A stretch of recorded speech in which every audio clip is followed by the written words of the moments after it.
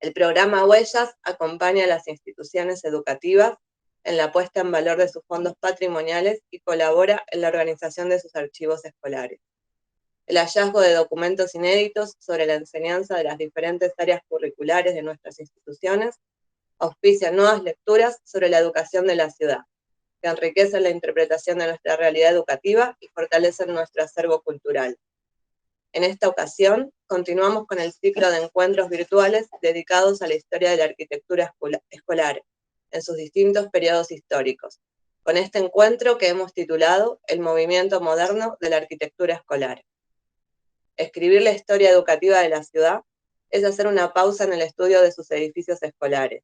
Las políticas educativas implementadas tienen siempre una teoría que fundamenta la forma de construir las escuelas. Al observar sus fachadas, es posible detectar elementos que nos remiten a un determinado momento histórico. La materialidad, organización y ornamentación son algunas de estas huellas de la arquitectura escolar. Continuamos durante estos encuentros el recorrido por las fachadas, ingresos y estructuras edilicias de las escuelas de nuestra ciudad. También invitamos a aquellas instituciones que quieran formar parte de este ciclo y disponer de un espacio para presentarse. Las escuelas interesadas nos pueden escribir a nuestro mail Huellas de la Escuela.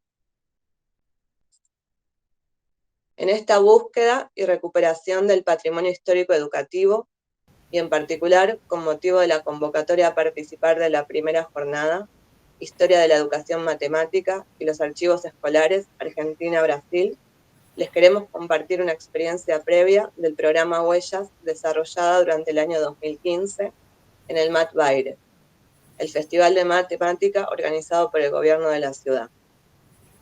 En el marco del mismo, expusimos la muestra Escenas Escolares, así aprendimos los números, la cual fue resultado de una investigación de materiales históricos que pudieran resignificar la subjetividad de maestros y alumnos en épocas pasadas. Del conjunto de fuentes relevadas, recurrimos a objetos didácticos como los ábacos o las regletas de Cucineri, pero también consultamos otras fuentes como cuadernos de alumnos, diarios de maestros, programas de clase, fotografías y exámenes. A modo ilustrativo, dentro de esta búsqueda, expusimos un cuaderno de problemas de matemática del año 1881, el cual forma parte del acervo del Archivo Histórico Rosario Vera Peñalosa de la Escuela Normal número 1. Estos problemas matemáticos fueron replicados en el contexto de la muestra, invitando a los asistentes a interactuar con ellos y reflexionar si les parecían muy distintos a aquellos que se enseñan hoy en día. Acá vemos algunas imágenes de este cuaderno, que la verdad está muy bien conservado y tiene 100 problemas de matemática. Nosotros para la muestra replicamos 6 de ellos, también los vamos a estar compartiendo para invitarlos a que los vean. La muestra también fue producto de una maratón de hallazgos, en la que participaron distintas escuelas recuperando aquellos registros o soportes materiales vinculados a la enseñanza de la matemática, que forman parte de... Como vemos a continuación, especialmente encontramos libros antiguos de la enseñanza de la aritmética y la geometría. En la siguiente diapo vemos algunos ejemplos de esta convocatoria, de los hallazgos de las escuelas, como el Esteban de Luca, el Colegio UAR, que nos han compartido sus hallazgos, especialmente libros que tienen en la biblioteca, libros antiguos de la enseñanza de la aritmética y la geometría, así como también fotografías históricas de clase o recursos como sólidos geométricos de madera, que compartimos en esta muestra. Dada la recepción de la convocatoria, digitalizamos todos estos aportes para ponerlos en su conjunto en una galería virtual a disposición del público. A continuación, ahí está, en esa diapo podemos ver algunas escenas de esta galería virtual en la cual pusimos los hallazgos que encontraron todas las escuelas que participaron de esta maratón. Retomando este interés en la historia de la enseñanza de esta disciplina, los queríamos invitar especialmente a participar de la primera jornada Historia de la Educación Matemática y los Archivos Escolares, que tendrá lugar el jueves 23 de septiembre. Estaremos recibiendo resúmenes hasta el día 15. También desde el programa Huellas continuamos con otras convocatorias. Queríamos mostrar este ejemplo del año 2015 porque hemos tenido muy buena recepción y dado el interés en la investigación de la matemática, como resultado hicimos esta muestra virtual para que quedase también para acceder hoy en día, más allá de la experiencia física de este año, para poder continuar consultando estos materiales. Como les comentaba, desde el programa Huellas continuamos con otras convocatorias para seguir recuperando el patrimonio histórico educativo. Convocamos a las escuelas históricas de la ciudad de Buenos Aires a participar también en el Maratón de Hallazgos de Registros Sonoros. En el marco del trabajo de recuperación del patrimonio histórico, el programa Huellas de la Escuela invita a las instituciones a poner en valor sus registros sonoros plasmados en partituras, instrumentos, dispositivos de reproducción, letras de himnos, entre otros. Estos recursos nos permiten identificar huellas que dan cuenta acerca de los modos en que se habitaba la vida cotidiana de las escuelas y revalorizarlos en el presente.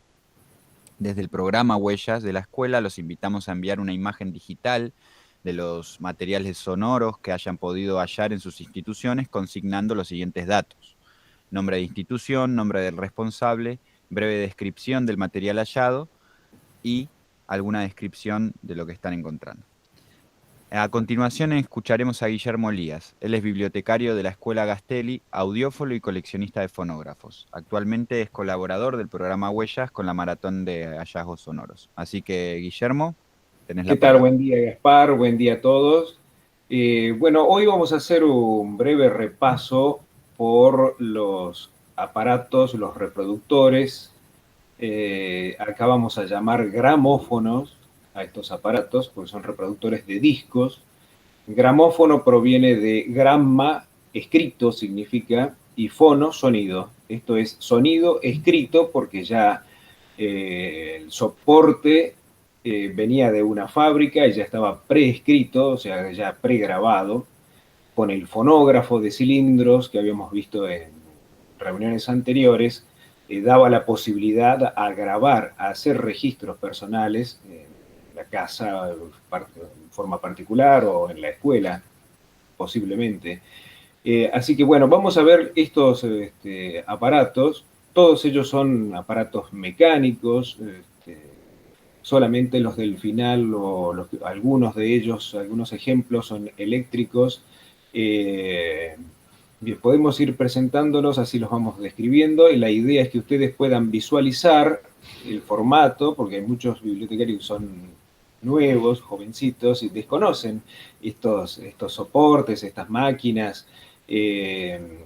Por lo general, cuando hablamos con los niños y les hablamos de discos, tienen idea del disco compacto como muy antiguo y no tienen registro ni del vinilo, y mucho menos del disco de pasta, y menos aún del cilindro de cera. Así que por ello es que hacemos esto, por si acaso ustedes en sus repositorios, en los lugares escondidos dentro de los establecimientos donde se hacinan los trastos, encuentran una bocina, una membrana o una máquina que esté por ahí perdida y la puedan rescatar, puesto que si desconocen cómo es la forma, no van a poder detectarlos, ¿no? Saber cuáles son.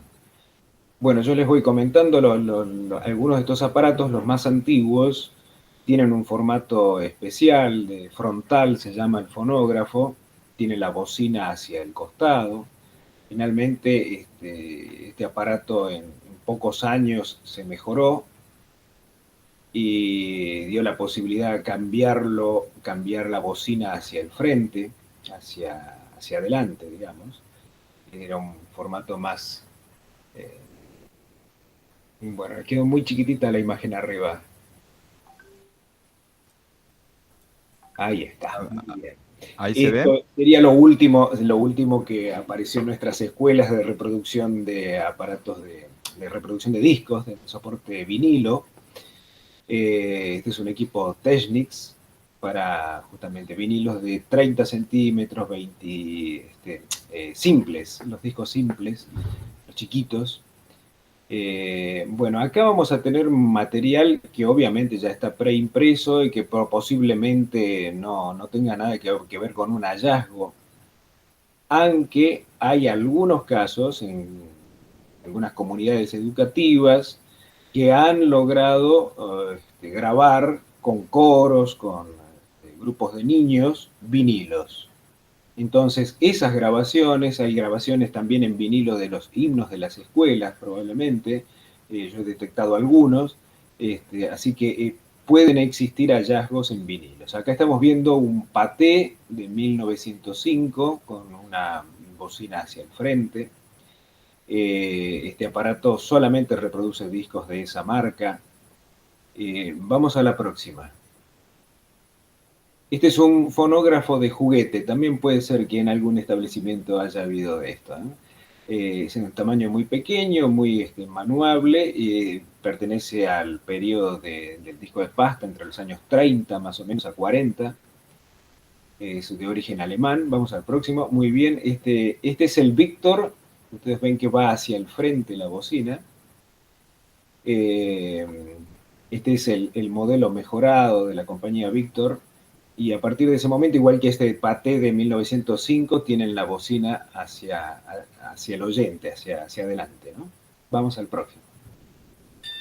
Este es un Sonophone de 1903. Ven que la corneta está orientada hacia otro lado. Estos son los aparatos más antiguos. Esto fue justamente para el mercado europeo. Es muy raro este fonógrafo, pero pueden que se encuentren cosas parecidas por ahí, ¿eh? Bien, este es un modelo M de Victor, es el más pequeñito de todos. También con la bocina hacia el costado, o sea que indica que es anterior a 1905. Vamos al próximo. El famoso Winco. Acá seguramente vamos a tener algunas particularidades con estos aparatos. Primero porque algunos son a válvulas, otros ya son a transistores. Seguramente tienen con el paso del tiempo algún problema en la mecánica con respecto a los rodamientos que eran de goma. Pero bueno, si se encuentran, presérvenlos y vamos después con Gaspar a ver si se pueden recuperar o no. Vamos a la próxima. Este es el Trademark, es uno de los primeros modelos de la compañía Victor. Ven que tiene la manija arriba, como si fuese una coctelera, y el perro de la Victor en papel maché, como era el copyright de la compañía. Vamos al próximo. Este, por ejemplo, es un aparato que puede venir en baquelita, la caja de abajo, de baquelita, el brazo también puede ser de baquelita, es de los años 40 a 50, solamente para discos 78 RPM. Y esto se conectaba a un amplificador que por lo general se utilizaba un radio, de esos radios de válvula de esa época, como amplificador. Vamos a la próxima. Acá otro fonógrafo de juguete, también para discos de pasta. Los detalles de los dibujitos. Y este es un fonógrafo de pie. O sea, pasamos de los fonógrafos de mesa a este fonógrafo de pie. Este es un Victor también, uno de los más grandes. Hay varios modelos que probablemente hayan estado en las escuelas y que no se hayan desechado.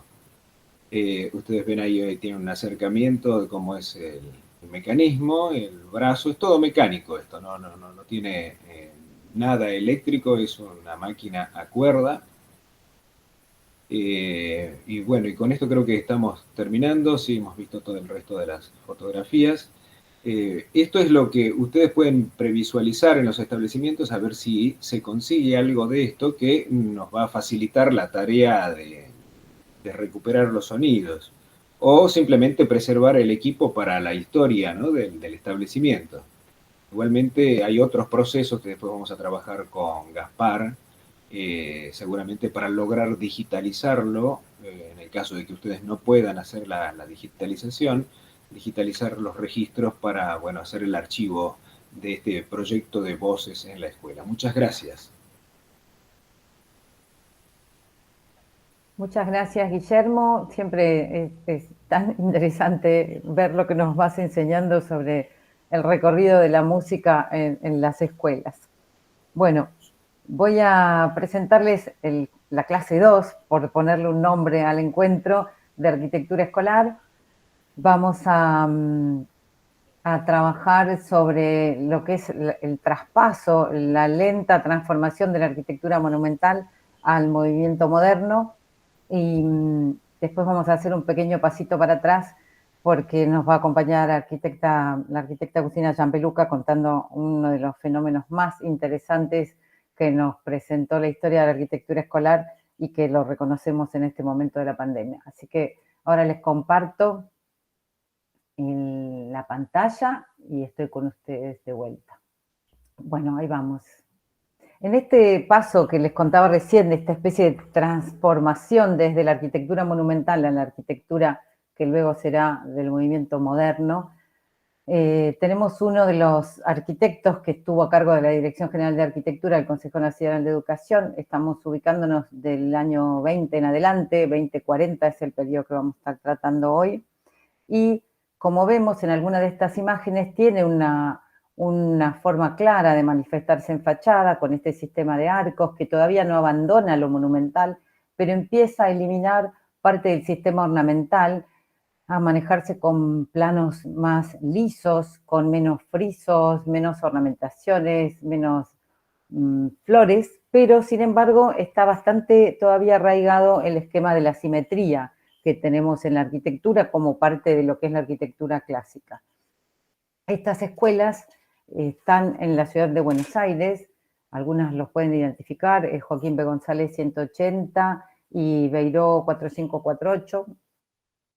Acá tenemos parte de esta misma transformación. Otra vez vemos los arcos en la escuela de la izquierda, que es la de Salas 565, que además no está a decir que es uno de los conceptos más interesantes que tenemos. Esta escuela está puesta en un terreno que es circular y se maneja con unos pequeños pabellones cerca del Parque Chacabuco. Si tienen oportunidad, pasen a verla porque es maravillosa. Pero sí es muy útil esta imagen para ver que esa carga que les decía recién bajó muchísimo el sistema ornamental. Tenemos los arcos, pero ya no tienen una carga de piedras clave, ni de lecturas, ni se lee lo que llamamos el almohadillado. ¿Vieron? Que creo que ya lo hablamos en otros encuentros, cuando se lee como esos grandes ladrillos que simulan la piedra. Aunque sí, aunque en este momento estas escuelas están algunas pintadas, sí se trabaja todavía esa materialidad muy cercana al símil piedra, pero con un material moderno que es muy parecido a lo que hoy en la arquitectura llamamos el IGAM, y tiene nuevos componentes que hacen que estos edificios hayan perdurado en el tiempo con un revestimiento prácticamente impecable. También las otras escuelas que tenemos aquí son de este mismo arquitecto. Él desarrolló proyectos para todo el país, que vamos a ir viéndolos en un ratito también, y lo que es muy importante es que vean cómo fuimos alivianando la forma del lenguaje en las fachadas. Esto también de a poco fue sucediendo en el interior de los edificios. Nosotros en otros encuentros, en el encuentro anterior, vimos cómo la jerarquización de los espacios se desarrollaba desde el ingreso al edificio hacia el fondo y desde el ingreso hacia arriba. Y un dato que es muy importante es que en todas estas escuelas la escalinata existe, pero existe en el acceso de una forma que luego empieza a ser reinterpretada. Yo entro al edificio monumental y tengo una gran explanada que me invita a elevarme en el conocimiento cuando entro a la escuela, y en general al ingresar encuentro una escalera que es monumental también, y que lo que está sugiriéndome es seguir elevándome. ¿Por qué? Porque las cosas en la arquitectura clásica, las funciones importantes de los edificios, de los palacios, sucedían en el primer piso, en lo que se llamaba el piano nobile. Todo lo demás estaba muy cerca de la calle y tenía un significado de jerarquización totalmente distinto. Aquí ya nos vamos encaminando mucho más fuertemente hacia la modernidad y estamos entrando en uno de los movimientos que manifestaron esta situación y que se llamó el Art Deco. Yo hablo de Geli Cantillo y es como si habláramos de Picasso en sus distintos periodos, porque realmente es bastante significativo ver cómo sale de un monumentalismo, pasa suavemente por estos neos, prácticamente un neocolonial, algunas mezclas estilísticas, y después se radica en el Art Deco. El Art Deco es reconocible quizás algunos ya lo estudiaron, hoy es muy popular porque es uno de los estilos más sencillos que tiene el patrimonio protegido en la arquitectura, y tiene estas herramientas ornamentales como son los estriados alrededor de las ventanas y algunos trabajos rectilíneos que, si bien son modernos, todavía están arraigados en no abandonar la historia. Están iniciándose hacia el movimiento moderno. En el medio hubo un movimiento que no tiene una manifestación en nuestros edificios históricos escolares, que es el Art Nouveau. O sea, cuando yo salgo de la Escuela Monumental, voy pasando por una voluntad de bajar la carga ornamental, paso por el Art Nouveau en arquitectura en general, pero no se manifiesta en arquitectura escolar, y llego al Art Deco. Esto tiene, además, un impacto muy, muy importante en los interiores, porque también tienen austeridad. Empiezo a tener un detalle menor en lo que son los frisos y las ménsulas, y estoy ingresando a un edificio liso. Lo que estoy buscando es trabajar el plano, la arista, entrar a una arquitectura más pura. Y llego hacia las escuelas que nosotros llamamos república, que tienen el mejor consenso del borde hacia la modernidad, hacia lo que es el movimiento moderno en términos de arquitectura, ¿sí? Y lo que tienen estas escuelas es que tienen una mezcla de neos en un lenguaje que ya de función que está muy enfatizado. La escuela en este momento apunta a resolver la función de la mejor manera y, por ejemplo, mueve la escalera. Ya la escalera no está en el centro en cuanto yo ingreso y es un volumen artístico y jerarquizado en cuanto a su materialidad. Recuerden que muchas escaleras en los palacios escolares tienen balaustradas y son de mármol y tienen todo un trabajo ornamental muy profuso. En cambio aquí empiezan a cumplir una función. Y además de cumplir una función, ya no necesito mostrarla porque no es el objeto. Entonces la puedo lateralizar. Acá en la Escuela República de Cuba vemos directamente cómo la escalera se manifiesta hacia la derecha en esta línea vertical y además incorpora una materialidad, cambia. Ya no estoy usando el mármol, sino que estoy trabajando sobre las nuevas innovaciones tecnológicas que tiene la arquitectura disponibles. Trabajo sobre ladrillos de vidrio, que era algo muy innovador para esta época y que realmente marcaba este paso, porque además estábamos introduciendo el hormigón armado en la gestión del espacio, y eso nos permitía tener grandes espacios con muchas menos columnas de lo que veníamos trabajando en la arquitectura monumental. Esta cuestión de la modernidad también nos llevó a hacer cosas que hoy lamentamos, digamos, porque tenemos, por supuesto, otra mirada sobre la conservación del patrimonio. Les pido disculpas porque la imagen de la derecha no es muy buena, pero la verdad es que no he conseguido mejor fotografía para traerles en mejor detalle. Pero estas dos escuelas son, la de la izquierda es Quintana 31, el 5 esquinas, y Talcahuano 680, Nicolás Avellaneda. Cuando miramos 5 esquinas, el impacto es muy, muy fuerte. 5 esquinas era claramente un edificio clásico, monumental, con toda la ornamentación de la época, y en esta voluntad de modernizar las obras, llegándose a los años 40, la ciudad decide retirar ornamentación, modificar las escuelas y empiezan a hacer estas acciones de planchado que hoy son tan comunes cuando estamos recorriendo redes, porque también no solamente en las escuelas, en otras situaciones edilicias lamentamos esto. La Escuela Nicolás Avellaneda ha pasado por lo mismo y la búsqueda era de mostrar la modernidad y una ciudad que se aproximaba a lo nuevo en vez de anclarse en lo antiguo. Lo cierto es que en este momento, que nos podemos parar en los años 40, esta era una actitud lógica. Hoy, en otra circunstancia, tenemos otra mirada.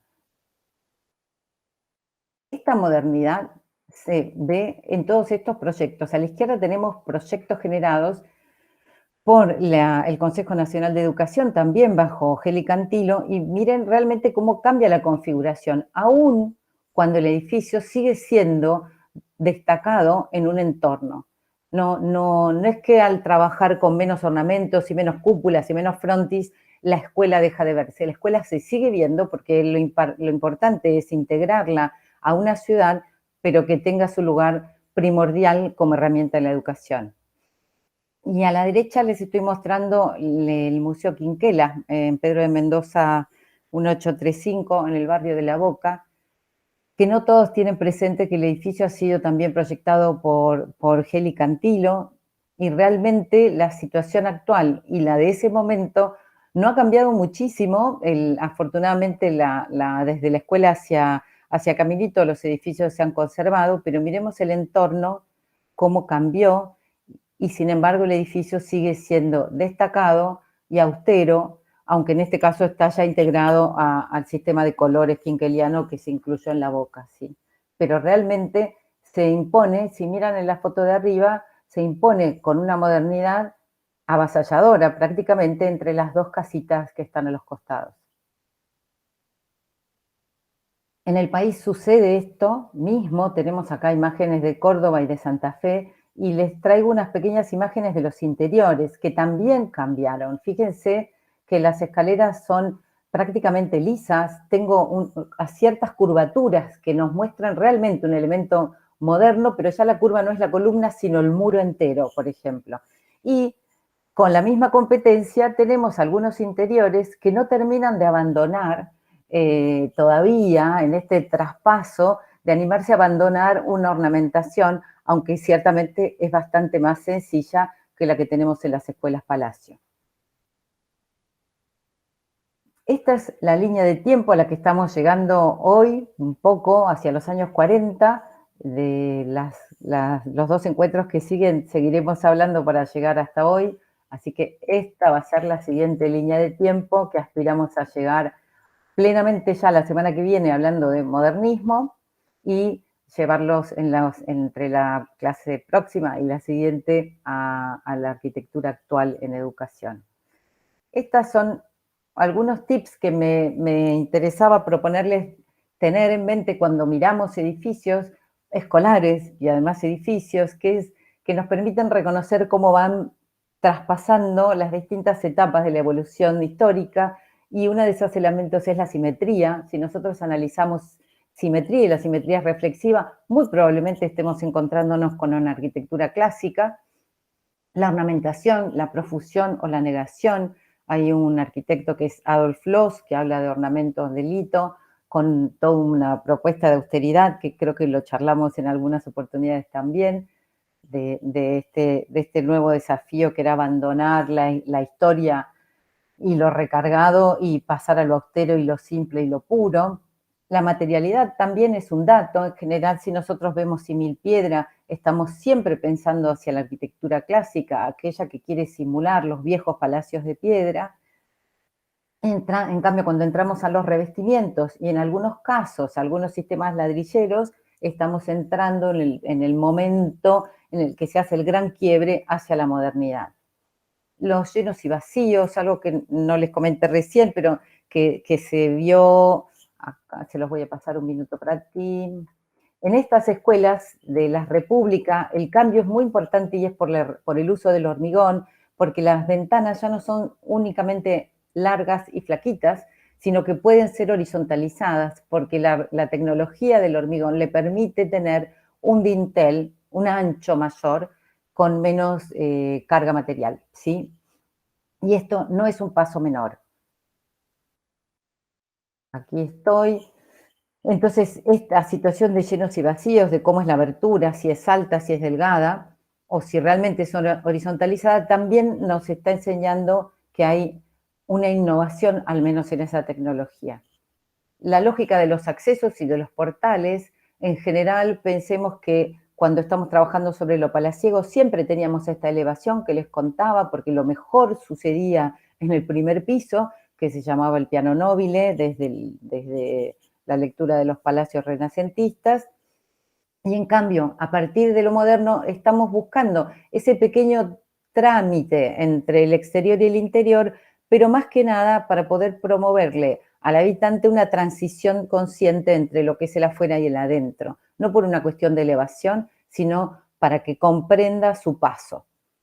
Y luego, lo que les comentaba un poco, que era la distribución del espacio en relación a la función. La realidad es que en las escuelas hasta ahora, hasta al menos el 40-50, en Argentina, no hubo grandes cambios en la distribución de planta. En general entramos a un atrio, tenemos las funciones principales de conducción, la biblioteca, la dirección y las salas de maestros y profesores. Después se desarrollan las aulas y al final tenemos los servicios.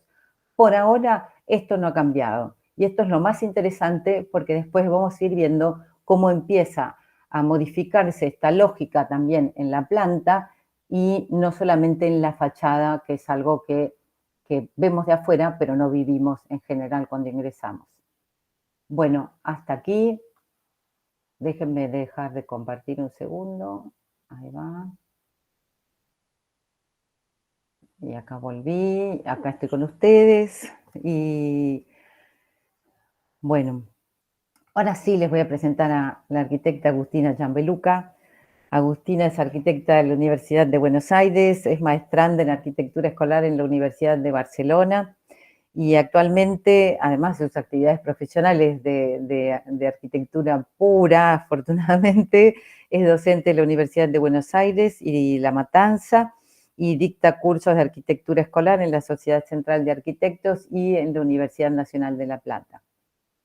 Agustina, bienvenida. Ella nos va a presentar, nos va a presentar un tema que es muy interesante, como les conté antes, que es las escuelas al aire libre, que, bueno, espero que disfruten con nosotras, tanto porque es uno de los procesos de la arquitectura más jugosos que descubrimos en la educación. Bien, Fla, decime cuánto tengo. Hola. Ay, yo misma me bajé. 15 minutos. Perfecto. A ver, ahí se compartió. Ahí lo vemos, perfecto, sí. Bueno, vamos a hacer entonces un breve repaso por el movimiento moderno, la arquitectura escolar en el periodo del movimiento moderno, sobre todo haciendo hincapié en las escuelas al aire libre. Si nos tuviéramos que parar en una fecha, en un contexto, estaríamos hablando desde el inicio del siglo XX, 1900, hasta el primer tercio de este siglo, ¿no? 1929, 1935. Este es como un esquema muy didáctico, digamos, de las transformaciones arquitectónicas que fueron sufriendo las escuelas. Entonces, para poner también en contexto, teníamos estas escuelas que eran cerradas, pero bueno, de repente empiezan a haber estas enfermedades, la tuberculosis, pandemias. Entonces, bueno, los niños se empiezan a enfermar. Frente a esta situación, se empiezan a hacer como escuelas de verano al aire libre. Estas escuelas de verano tenían directores, maestros y también médicos que atendían a las preocupaciones sanitarias y de salud de estos niños. Una de las primeras escuelas nace en Alemania en el año 1904, o sea, hace ya más de 100 años. Y esto, bueno, empezó a funcionar bien y ahí deciden que, bueno, estas escuelas de verano pasen a ser escuelas de todo el año, ¿no? Como que se haga, se extienda y se haga como obligatorio este contacto con la naturaleza. Las premisas eran esas, la salud, la alimentación, el aire libre, el ejercicio, ¿no? La actividad física. Y bueno, y acá en estas imágenes vemos, por ejemplo, el caso de Inglaterra. Si bien esto nace en Alemania y demás, o sea, rápidamente se extiende por toda Europa, entonces fue un movimiento que no podemos identificar con un país o con otro, porque vamos a ver que hay ejemplos contemporáneos en varios lugares y en varios países. Estos se llamaban como las tardes de asoleamiento, ¿no? Entonces los sacaban a los niños y los ponían ahí a dormir la siesta al sol. Teníamos el caso de Inglaterra, tenemos el caso también de España, particularmente en Barcelona, que tiene una gran historia con esto de las escuelas al aire libre, y ellos, bueno, hicieron dos que son particularmente conocidas, que son la Escuela del Bosque y la Escuela del Mar. Entonces, por ejemplo, en la Escuela del Mar, además de tener todas las actividades, hacían esto que llaman los baños de mar, y todas las actividades físicas como relacionadas como con la náutica. En Nueva York también pasó, como vemos acá, el aire libre era la terraza, ¿no? Como a falta de la naturaleza, bueno, se utilizaban las terrazas para dar las clases. Y bueno, esto se junta también con las nuevas pedagogías, ¿no? Es como toda una comunión entre la higiene, la salud, las nuevas pedagogías que van surgiendo a principios de siglo, y también con otra cosa que es un poco lo que hablaba Flavia, que es como empieza el rechazo a la arquitectura monumental, y empieza a emerger, empiezan a emerger los arquitectos modernos. Estos arquitectos modernos estaban obviamente en contra de la arquitectura tradicional, entonces bueno, acá vemos en una comparativa cómo la criticaban, porque decían que era cerrada, que era oscura, que no ventilaba bien, entonces que no iba, ¿no? con los principios de esta arquitectura para la salud. Entonces, ante la piedra, ante la rigidez, ante el espacio cerrado, proponían el espacio diáfano, la luz, el aire, el sol, la ventilación cruzada. Entonces tenemos ventanas de un lado y del otro. Entonces, entre la conjunción de todo esto, la salud, la pedagogía y los arquitectos modernos, es como surgen las escuelas al aire libre. Esta es una imagen, está un poco borrosa, pero bueno, ¿qué significa esto, no? Es de un lado la arquitectura oscura, cerrada, que tiene que ver también con una escuela tradicional, frente a la escuela nueva, que es abierta, que es luminosa, que es transparente. Y bueno, vamos a ver rápidamente algunos ejemplos así paradigmáticos que fueron como importantes a nivel de arquitectura, porque bueno, proponían algo distinto, rompían con todo lo visto en esta escuela de Francia. Por ejemplo, vemos que 3 de los lados de este aula es abierto, esto antes no se veía, es abierto, es alto, hasta tiene una rejilla para abajo, si lo ven, para que cuando uno abre las ventanas y si llueve o si hay agua, pueda escurrir fácilmente. Y bueno, y vemos que bueno, la tipología ya no es la de la escuela conocida como claustro o palacio. Y también hay otros ejemplos en donde, como veíamos el caso de Nueva York, donde si no había parque, no hay montaña, no hay bosque, no hay mar, bueno, hay casos de escuelas al aire libre también urbanas, como esta, que es de Holanda, del 1927, que parece totalmente actual, en donde lo solucionan o lo resuelven haciendo terrazas que tienen el mismo tamaño que el aula, en superficies de metros cuadrados, y ahí es donde, digamos, se dan las clases, mitad en el aula y mitad en esta terraza. Estas son algunas imágenes actuales. Bueno, y como estos otros ejemplos, otros proyectos en donde vemos que empieza a ser tan importante el edificio como el espacio público, y hay como toda una búsqueda por tratar de resolver ese espacio público de la escuela, ese espacio al aire libre. Entonces, bueno, hay propuestas así un poco más locas, ¿no? De una gran terraza suspendida por unos tensores, acompaña el volumen de la escuela. Otros ejemplos en los Países Bajos, acá vemos estos semicubiertos donde se ven los niños durmiendo, también la siesta o descansando, y bueno, y vemos que cada aula tiene como su patio, su espacio, su vínculo, es totalmente abierto y flexible el aula, no es una caja rígida. Pero bueno, estas escuelas al aire libre no tienen una tipología marcada, ¿no? No podemos decir que son peine, que son claustro, porque hay variedad. O sea, lo importante es que esté en contacto con la naturaleza. Pero de tipologías va a haber un montón, van a aparecer un montón, como por ejemplo estas de Neutra, que son en forma de círculo, que bueno, podemos como relacionarla ahí con la idea del panóptico y demás. Pero bueno, no van a tener ni una tipología, ni tampoco se van a aferrar tanto a un método pedagógico. Digamos que en cada país va a tomar la pedagogía que esté en boga. Perdón. otro ejemplo más, en Inglaterra, en donde, bueno, esta escuela también hace plaza y hace espacio público, o sea, no siempre, digamos, están en la montaña alejada, sino que, bueno, también pueden ser urbanas. Otra en Italia, donde vemos, bueno, esta relación.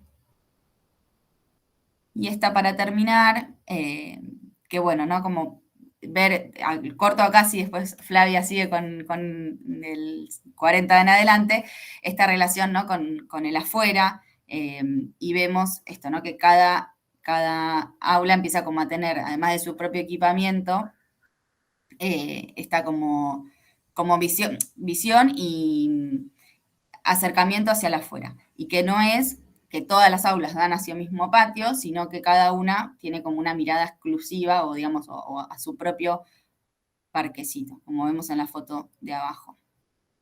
Y creo que ya está. No sé si lo hice muy rápido.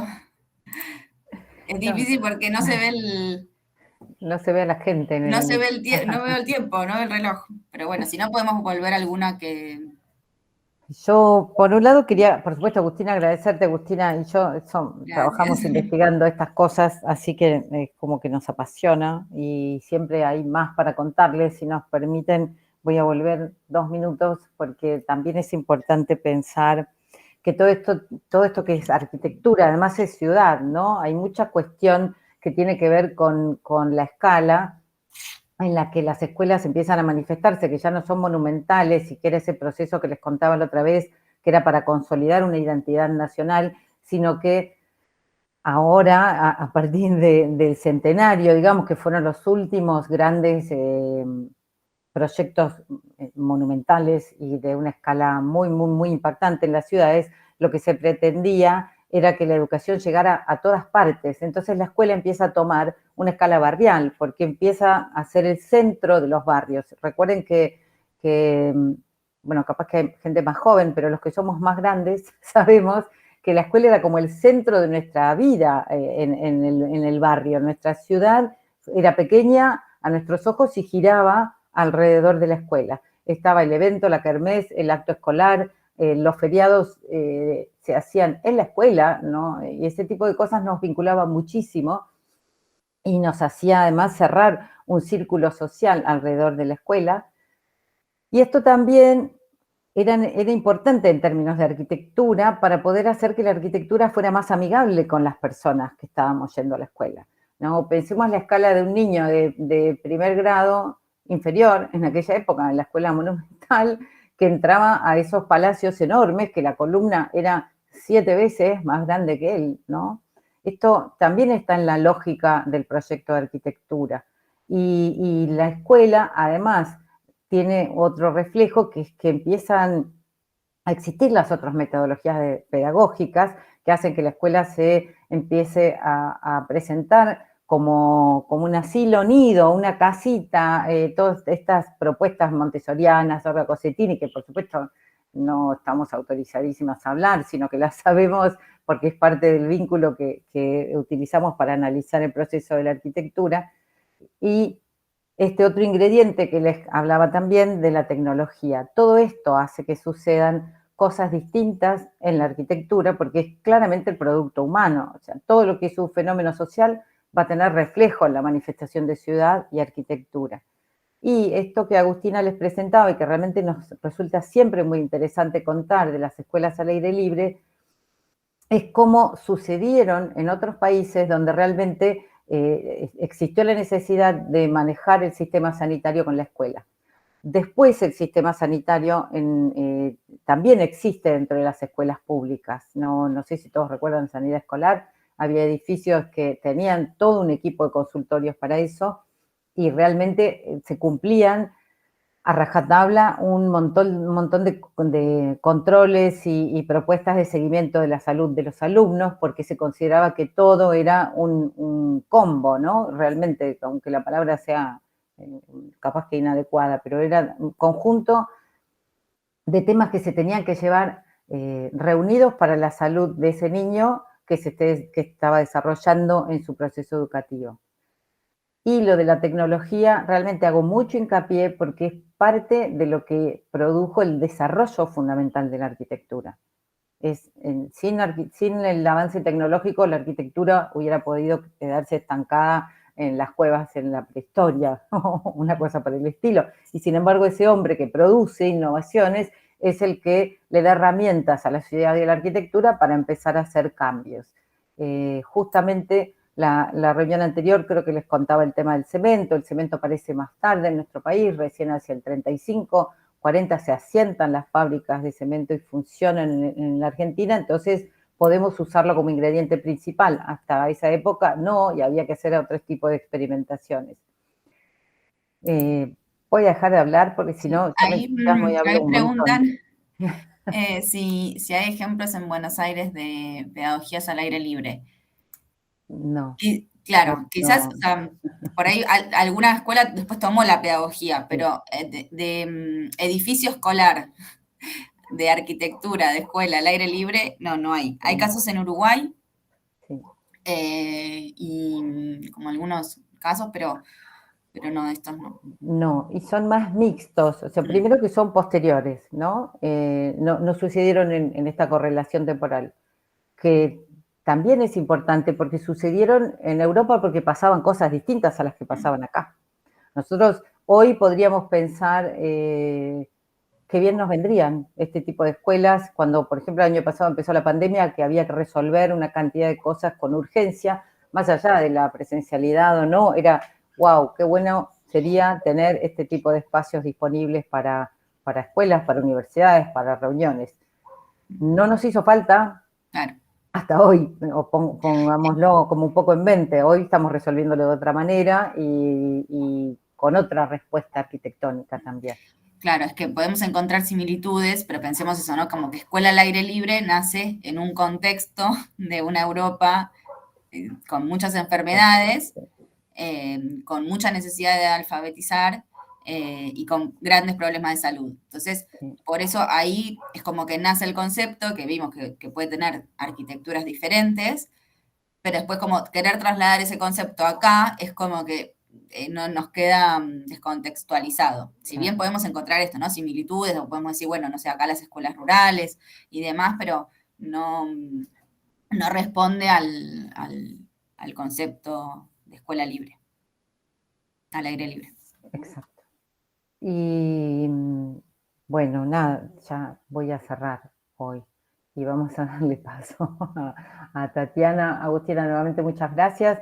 Quedamos siempre disponibles para sumar lo que las escuelas quieran proponernos y seguir trabajando con esto, analizando sus arquitecturas y demás cuestiones patrimoniales.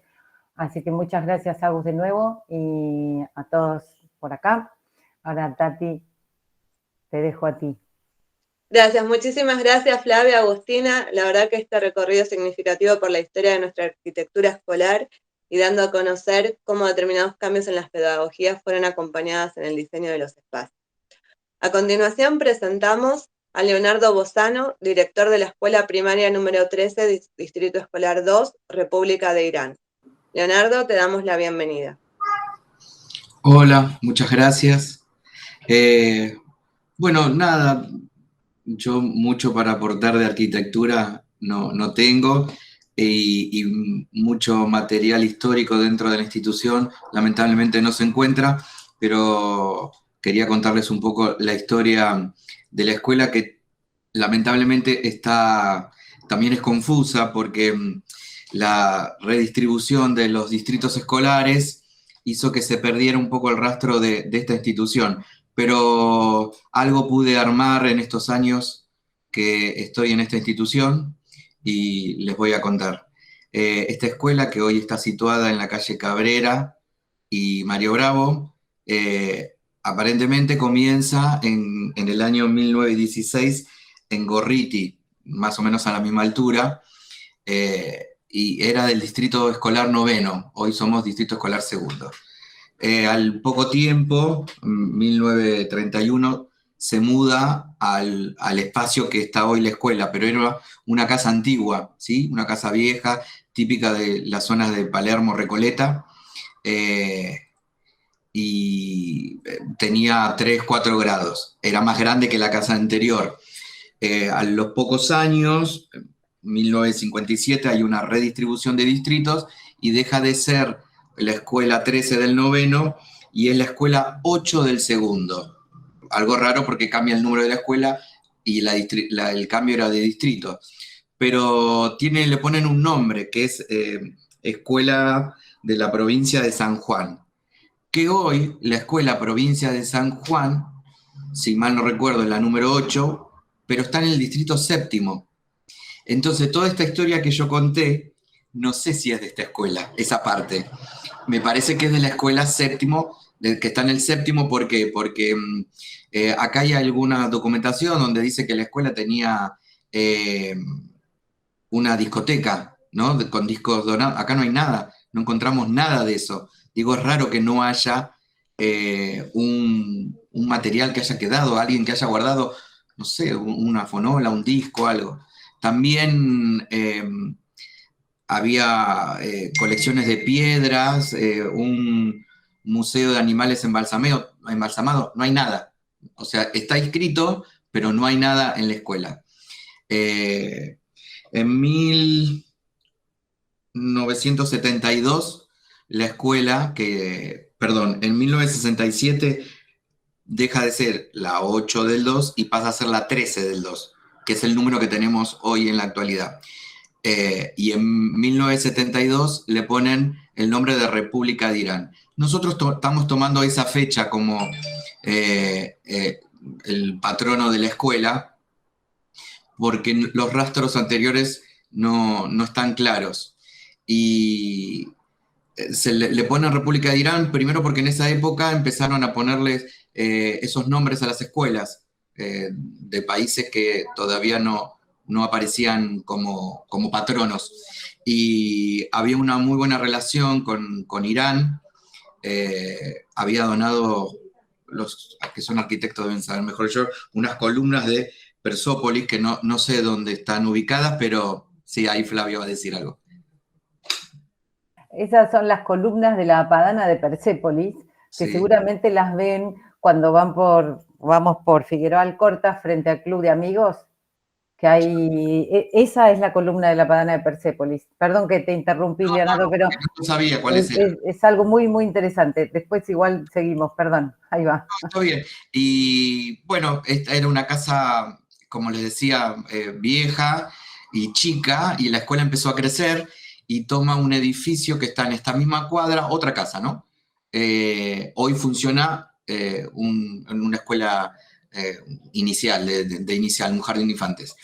Entonces estaban distribuidos los chicos entre los de primaria y jardín de esta institución, iban y por la calle, iban y volvían, hasta que en el año 2006 se inaugura este edificio.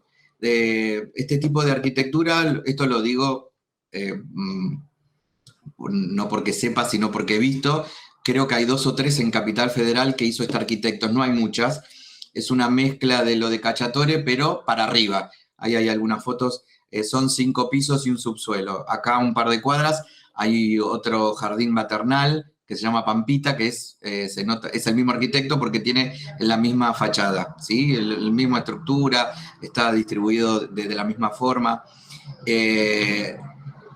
Y para los que manejamos instituciones, tener una escuela de tantos pisos hace que cada piso sea una escuela, más o menos. Las escuelas horizontales, uno tiene una mejor visión de todo lo que está pasando, pero no es imposible, se puede trabajar muy bien de esta forma. Tenemos poco espacios verdes, pero bueno, como verán ahí, estamos pasando fotos de la institución, somos Escuela Verde, y es una escuela intensificada en educación física. Eso no les conté, que hasta el año 2016 la escuela siempre fue de jornada simple, ¿sí? Funcionó como jornada simple y en el año 2017 la transformamos en escuela de jornada completa intensificada en educación física. Yo llegué acá en el 2015 como director titular y cuando conozco el edificio por dentro, porque soy vecino del barrio, recuerdo cómo era la casa antigua, dije, pero ¿cómo esta escuela no es jornada completa? Tiene un comedor enorme, una cocina enorme Yo considero que los chicos hoy tienen que estar más horas en la escuela. La sociedad fue cambiando y la escuela tiene que ir ofreciendo, además de lo académico, talleres. Y bueno, las escuelas que pasan a ser jornada completa en Cava tienen una intensificación en algún área. Bueno, en esta institución fue educación física porque la gente lo votó y además porque tiene un gimnasio, no sé si pasaron algunas fotos, bastante lindo.